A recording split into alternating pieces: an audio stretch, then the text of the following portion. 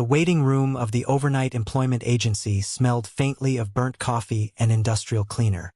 The fluorescent lights overhead hummed with a tired insistence, casting a flat, unforgiving glow over the mismatched chairs and the people who sat in them.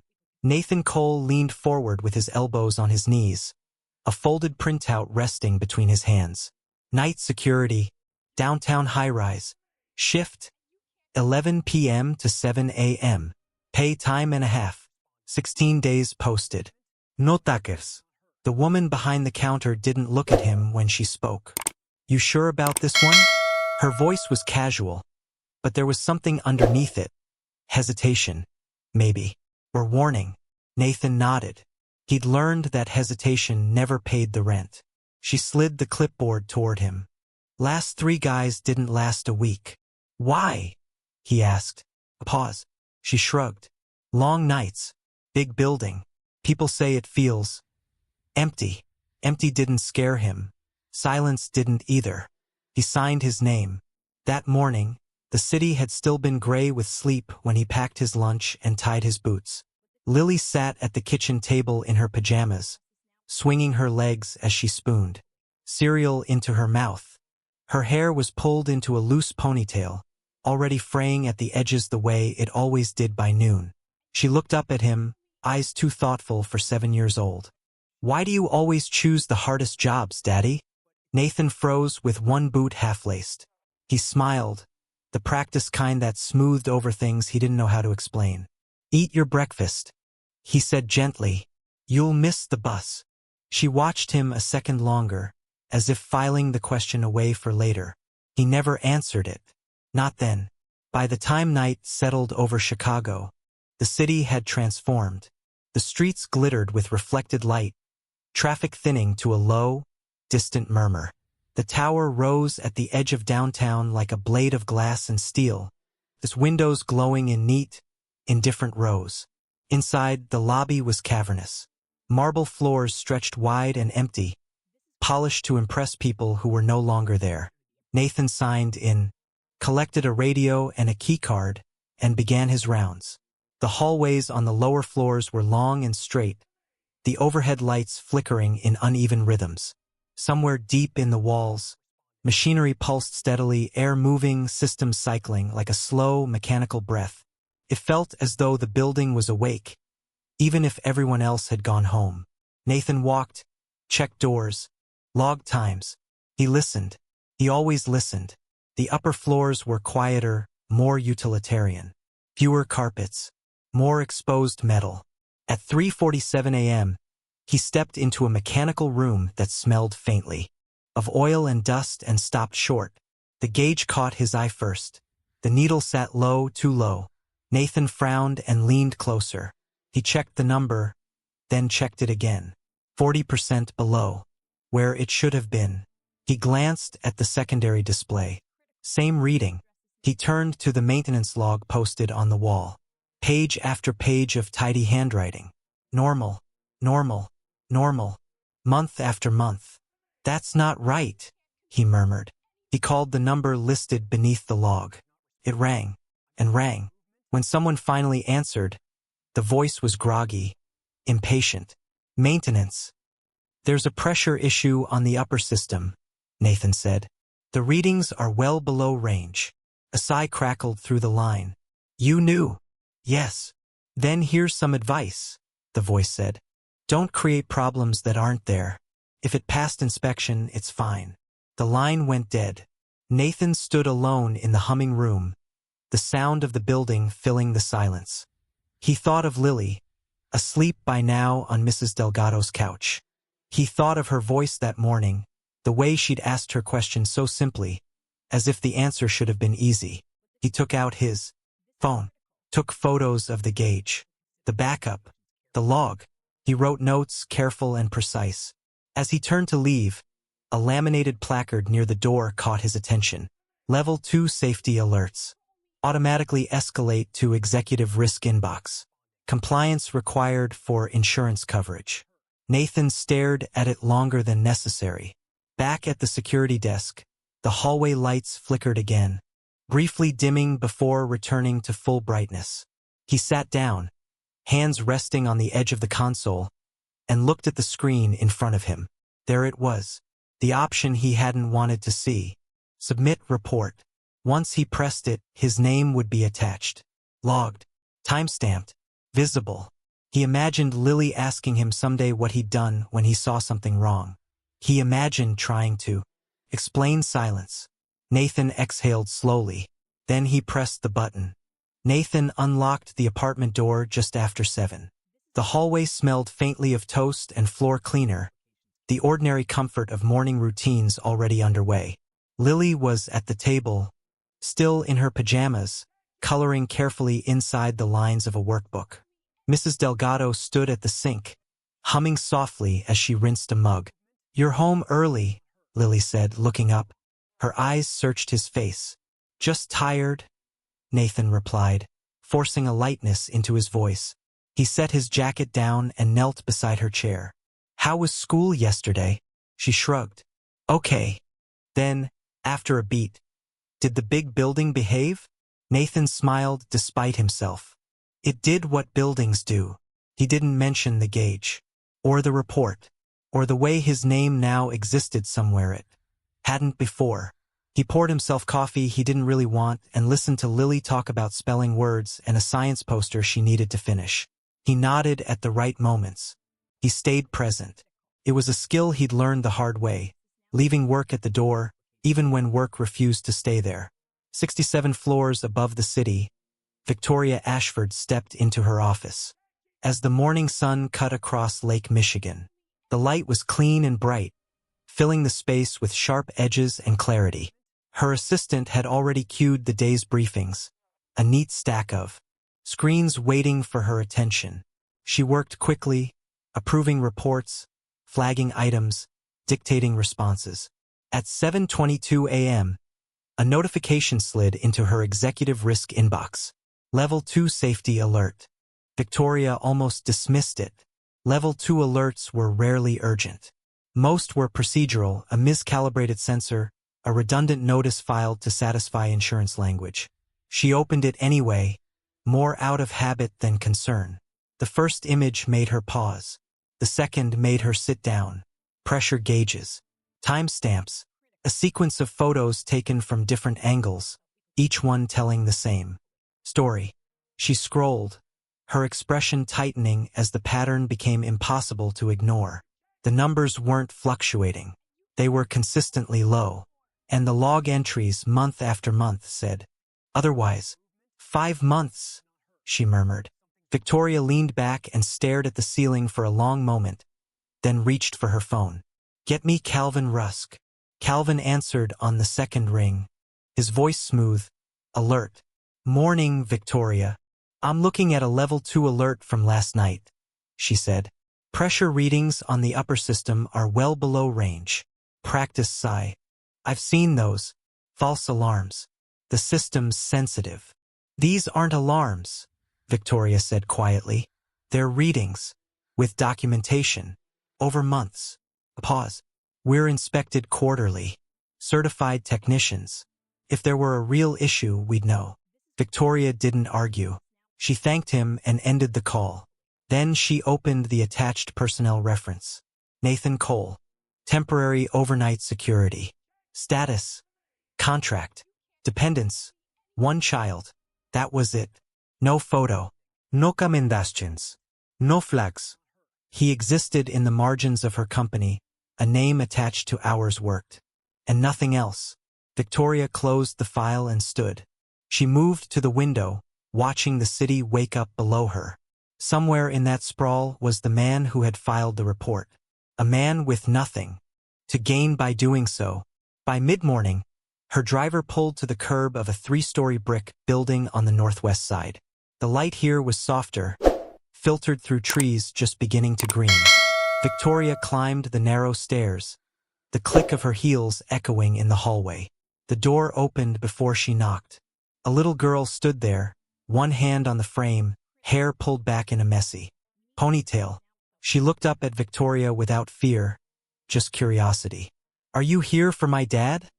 the girl asked. "Yes," Victoria said. surprised by the catch in her own voice. "Is he home?" "He's sleeping," the girl said, then added quickly. "He worked all night." A hand rested gently on the girl's shoulder as Nathan appeared behind her. He looked exhausted, but his eyes were clear. "Lily," he said softly, "go finish your coloring." She hesitated, then nodded, casting Victoria one last assessing look before disappearing into the apartment. "I'm Victoria Ashford," Victoria said. "I know," Nathan replied. He stepped into the doorway, not blocking it, but not moving aside either. "I read your report," she said. "I'm glad you filed it." Nathan waited. He had learned that words often revealed more in what they avoided. "I'm offering you a position," Victoria continued. "Permanent. Corporate safety. You'd report directly to my office." Silence stretched between them, filled only by the muffled sounds of Lily humming somewhere inside. Nathan shook his head slightly. "I can't decide anything without talking to my daughter." Something shifted in Victoria's expression, not disappointment, but respect. "Of course," she said. She met his eyes, holding them. "Take the time you need." As she turned to leave, the morning light caught the window at the end of the hall, glowing warm and steady. Victoria paused, looking back once more. She had spent years trusting systems to tell her the truth. This morning, she understood that sometimes the truth arrived quietly, carried by someone the system barely noticed. And she wasn't going to look away. Nathan's first day in the office began with silence. Not the empty kind he'd known on night shifts, but a quieter, sharper version. Keyboards tapping, chairs rolling, voices lowered just enough to avoid him. He felt it in the way conversations paused when he approached, resumed only after he passed. Polite smiles, careful nods. No one said anything unkind. They didn't have to. The light on the 42nd floor was white and unforgiving, bouncing off glass walls and polished tables. Nathan sat at his assigned desk, reviewing policies and procedures, reading slowly, the way he always did when something mattered. He wasn't here to impress anyone. He was here to be precise. A woman stopped beside his desk just before noon. She was neatly dressed, hair pulled back, expression professional without being cold. "Nathan Cole?" she asked. He stood. "Yes, I'm Jenna Park, Human Resources and Compliance." She offered her hand. Her grip was firm. "I'll be your point of contact for anything complicated." There was a pause in her voice, barely perceptible. Nathan noticed. They walked together to a small conference room. The plaque beside the door read Everett Inn. Brushed metal letters. Nathan took it in, the name, the clean lines, the absence of warmth. Jenna closed the door. "I want to be clear," she said. "You're here to observe and report. Nothing more. Nothing less. Follow the process exactly." "I plan to," Nathan replied. She studied him for a moment, then nodded. "Good. That's how you stay protected." As they talked, she mentioned her previous job in passing. A compliance review that had been rushed. A report that had been softened to avoid unnecessary complications. "I didn't push back," she said quietly. "I told myself it wasn't my place." She didn't elaborate. She didn't need to. The regret was there, settled and steady. Calvin Rusk joined the afternoon meeting with an easy confidence. He was tall, well-groomed, his tone measured and calm. "Glad to have fresh eyes," Calvin said, smiling as he shook Nathan's hand. "Just remember, everything we do here runs on paperwork and process. That's how we keep things orderly." "Orderly." Nathan nodded. He'd learned that word could mean different things to different people. He spent the rest of the day reviewing logs, cross-checking entries, noting inconsistencies. Without comment, he asked questions when necessary. He documented everything. He didn't accuse. He didn't speculate. By 5 o'clock, his eyes ached from screens and his shoulders were tight with restraint. He packed up quietly, leaving behind the hum of the office and its careful distance. The school auditorium smelled like glue sticks and construction paper. Sunlight streamed through high windows warming the wooden floor. Children's voices filled the space, bright and unfiltered. Nathan spotted Lily near the front, her hair neatly braided for once, a poster board propped beside her chair. She beamed when she saw him. "You came," she whispered, throwing her arms around his waist. "I promised," he said. From the back of the room, Victoria Ashford watched them. She'd arrived early, standing unobtrusively near the exit. The contrast struck her immediately, the softness of the light, the ease of laughter, the way Nathan's posture shifted as he knelt to Lily's level. When Lily's turn came, she stood proudly beside her project. "This is my dad," she announced, pointing to Nathan. "He fixes broken things." A few parents smiled. A teacher nodded approvingly. Victoria felt something tighten in her chest. She'd spent years hearing titles CEO, founder, executive. None of them sounded as solid as that. Afterward, as the room emptied, Nathan caught sight of her. She smiled, small and genuine. "Thank you," he said. "For what?" she asked. "For keeping your word." She glanced around the auditorium. "This seems more important than most meetings." That evening, back in his apartment, Nathan checked his phone out of habit. There was a new message in his inbox. No sender name. No signature. Just 6 words. "Some lights are better left off." Nathan stared at the screen, the glow reflecting faintly in the window beside him. Outside, the city settled into dusk, streetlights flickering on one by one. He didn't turn his phone off. Nathan forwarded the anonymous email to Jenna before his coffee had finished brewing. She read it once, then again, her face carefully neutral. "You did the right thing bringing this to me," she said. "Now we do exactly what the policy says. No assumptions. No shortcuts." Nathan nodded. He had expected that answer. Still, something in his chest tightened. Policies were clean. People rarely were. By mid-morning, the first complication arrived. A routine audit flagged an irregular access record tied to a maintenance file. One Nathan had reviewed the day before. The timestamp aligned neatly with his login credentials. The edit itself was subtle, just enough to alter the appearance of responsibility. He was called into a conference room before lunch. Calvin sat at the far end of the table, hands folded, expression composed. Jenna sat beside him, tablet open, eyes scanning data as it appeared on the screen. "This is a procedural concern," Calvin said evenly. "We need clarity." Nathan listened as they walked through the sequence. The system showed his credentials. The change had occurred within his access window. On paper, it looked straightforward. "I didn't make that edit," Nathan said. His voice was steady. "I logged the file. I didn't alter it." "No one's accusing you," Calvin replied, though the words landed with the weight of suggestion. "We're just following process." Process. The word hung there, immaculate and cold. Jenna raised a hand. "We'll document everything," she said, "and we'll verify with IT. Until then, Nathan, I advise you to limit system access to what's explicitly required." Nathan understood what she wasn't saying. Trust was being rationed. That evening, the apartment felt smaller than usual. Nathan sat at the kitchen table, staring at nothing in particular. Lily padded in, clutching her stuffed rabbit, its ears worn soft with years of comfort. "You're quiet," she said. "Just thinking," Nathan replied. She climbed onto the chair beside him and placed the rabbit in his hands.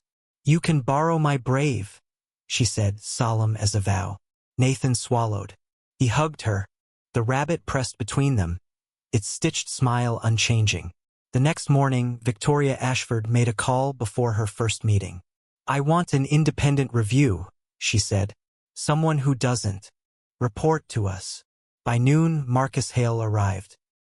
He was unassuming, dressed plainly, carrying a laptop that bore the scuffs of real use. He shook Nathan's hand with a firm, practiced grip. "I look at patterns," Marcus said, "not people." They sat together in a small office, the light dimmer here, tinted gold by the late afternoon sun. Marcus worked quietly, pulling logs, tracing access paths, mapping timestamps. Nathan watched his own reflection faint in the glass. Calvin joined them later, leaning against the doorframe. "This is all a bit much," he said lightly. "We've handled things internally for years." Marcus didn't look up. "Internal systems create internal blind spots." Calvin smiled thinly. "You sound like someone who's never had to answer to a budget." For a moment, the air shifted. Calvin straightened, his tone changing. Not defensive, but tired. "You know," he said almost to himself, "I started on the floor. I carried tools. I flagged issues that cost money." He met Nathan's eyes. "Back then, I thought doing the right thing meant pushing harder. Then I learned what happened to people who pushed too hard." No one spoke. Marcus finally looked up. "There's a difference between learning and surrendering." Calvin exhaled, the polish slipping. "I didn't think staying quiet would make me the villain." "You're not a villain," Jenna said softly from the doorway. "But silence has consequences." Marcus turned his screen toward them. Lines of code and timestamps filled the display. "Here's the thing," he said.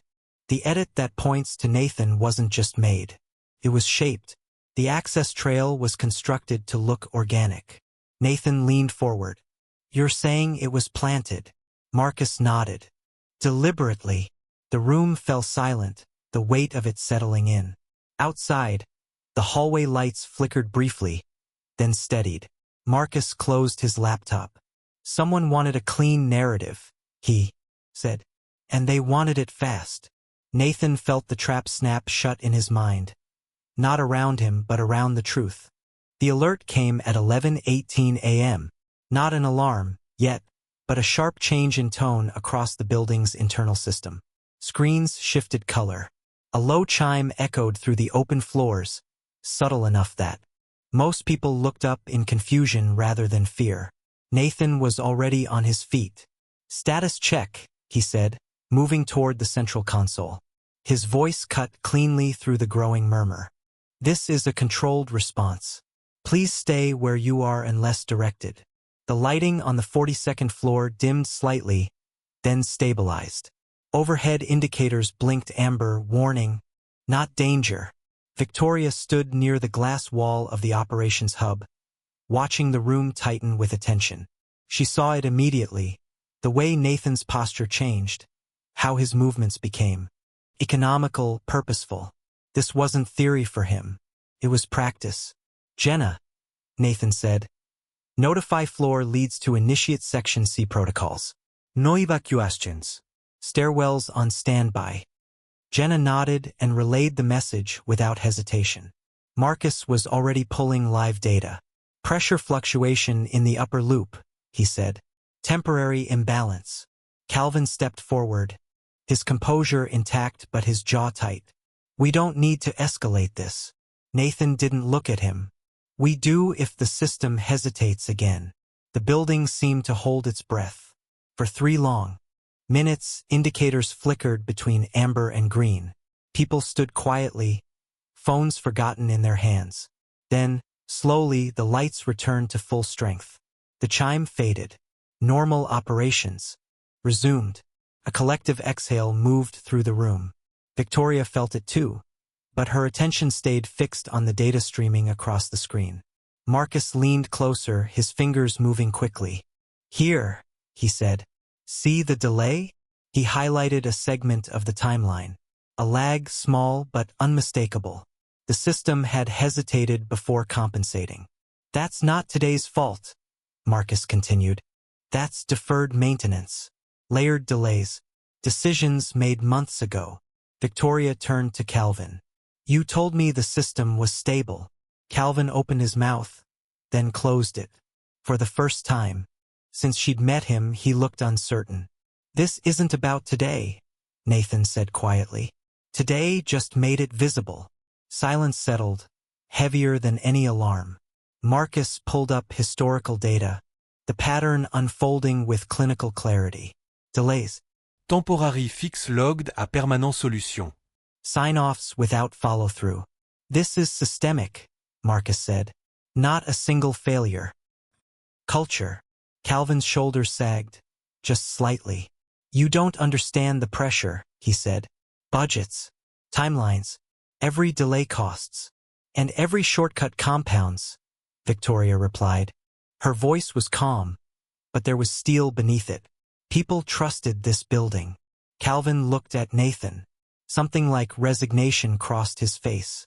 I didn't think it would come to this. Neither did I, Nathan said. That's why I documented everything. The room felt smaller now, the glass walls less transparent. Later, as the building settled back into routine, Victoria found Nathan standing by a status panel, watching the lights cycle back to steady green.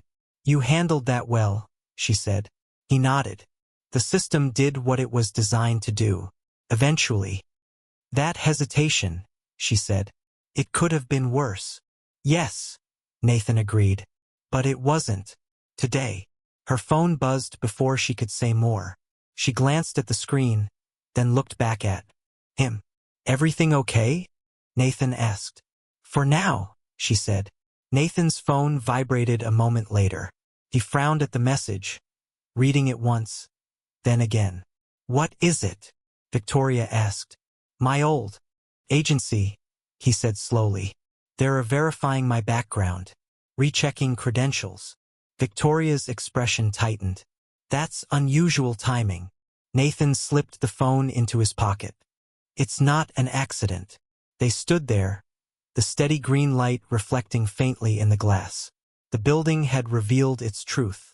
Now the cost of that truth was beginning to surface. The investigation moved with deliberate restraint. There were no raised voices, no hurried conclusions. External auditors arrived with clipboards and neutral expressions. Legal counsel outlined scope and procedure. Interviews were scheduled, recorded, documented. Every step followed protocol, methodical, transparent, unmistakably bound by law. Nathan answered questions in a small conference room, with a glass wall that looked out over the city. Afternoon light spilled across the table, softening the edges of the space. He spoke plainly, referring back to notes, timelines, and system logs. He didn't speculate. He didn't defend himself beyond the facts. Jenna sat in on every session, her presence steady. At one point, she slid a folder across the table, corroborating data Marcus had compiled, now verified by independent analysts. Your access record was mirrored, the auditor said. Your credentials were used, but not by you. Nathan nodded once.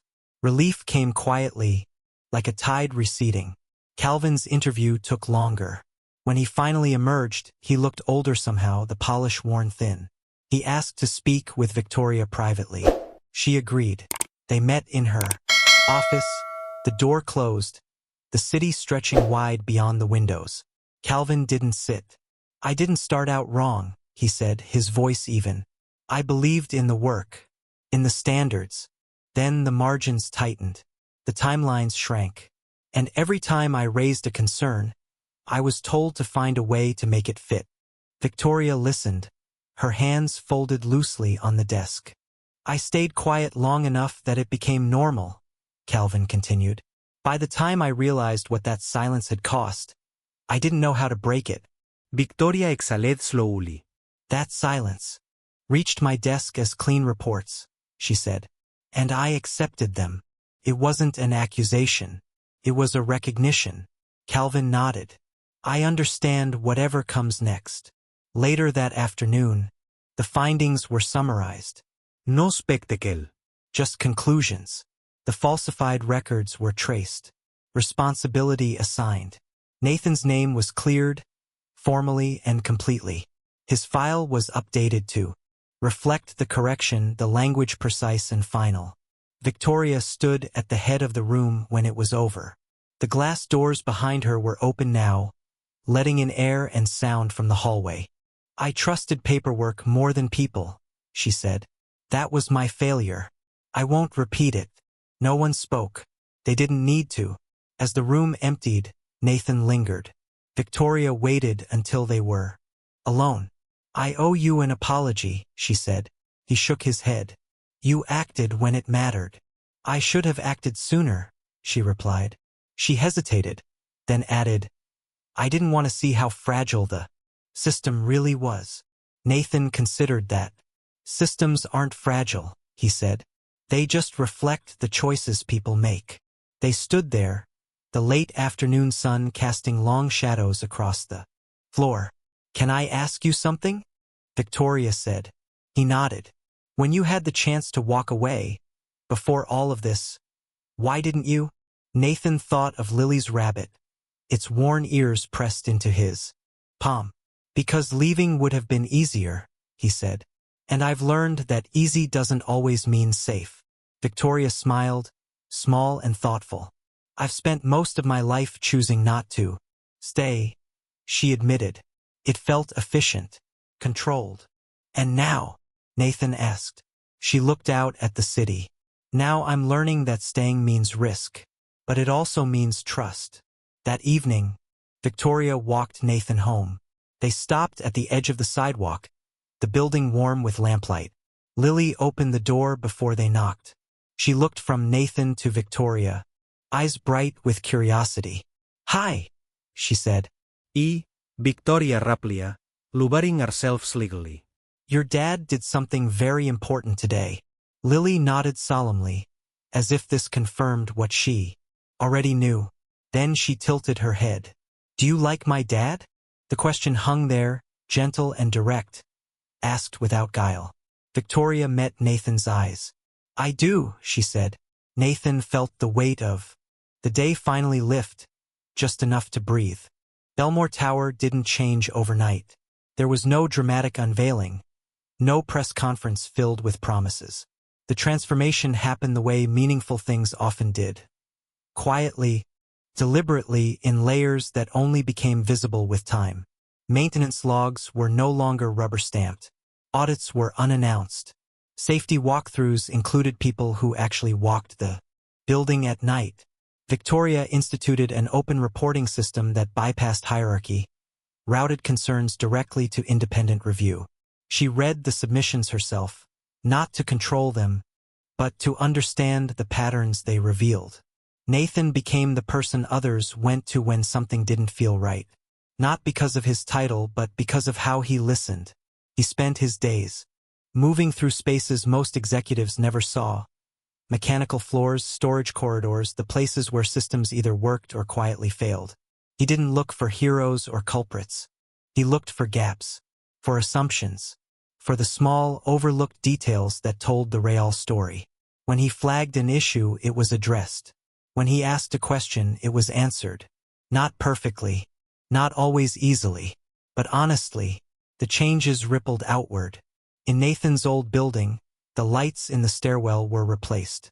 The broken lock on the front door was fixed. It wasn't charity. It was a line item approved without ceremony, routed through a community safety grant Victoria had expanded after a late-night walk she hadn't scheduled but hadn't regretted either. No one made a speech about it. But the hallway felt different, safer.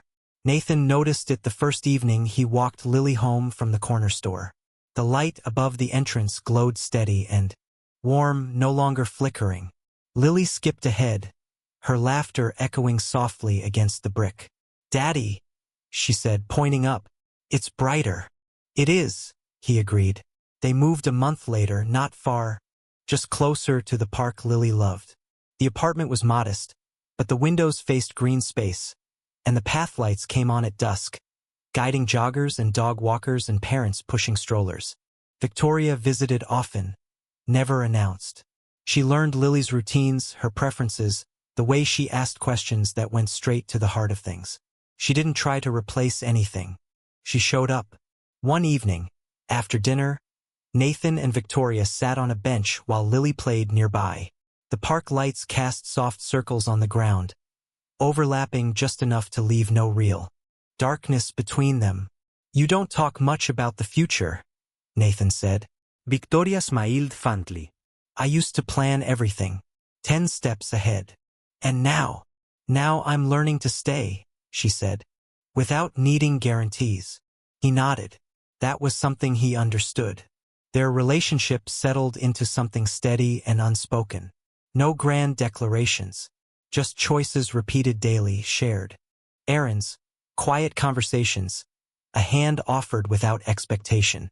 Belmore Tower still rose above the city, its lights visible from miles away.